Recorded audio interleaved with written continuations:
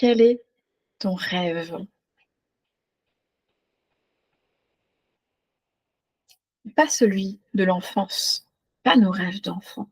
Ton rêve, toi, aujourd'hui, d'adulte, quel que soit ton âge, quel est ton rêve? C'est important de se reconnecter à ça, pour sortir un petit peu de cette routine, de cet ennui, hem, de ce cercle en continu. C'est pour se reconnecter à ce qui nous fait vibrer. Moi, mon rêve, c'est de pouvoir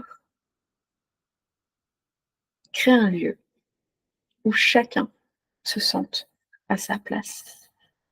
Un lieu ou à plus grande échelle, mais que chacun puisse comprendre qu'il est précieux, qu'il est important. C'est apprendre à se connaître soi, apprendre à se respecter soi. Et quand on a ça, après, on peut élargir et mieux comprendre l'autre et mieux respecter l'autre. Et c'est cet équilibre entre je me dis oui à moi, je fixe mes limites, je m'écoute, je me respecte. Et toutes ces valeurs-là, je peux après les transposer avec l'autre. C'est ce respect mutuel, c'est ce lieu où on pourrait accueillir de nouvelles pratiques, de nouveaux stages, de nouvelles découvertes, se connecter entre nous, avoir des moments où on est chez nous, des moments communs. C'est co-créer ensemble, c'est ce retour à la nature, c'est ce retour aux choses naturelles, de la terre. Moi, je vois des plantes à chaque fois partout, hem et c'est pour ça que j'ai envie d'œuvrer. Donc aujourd'hui,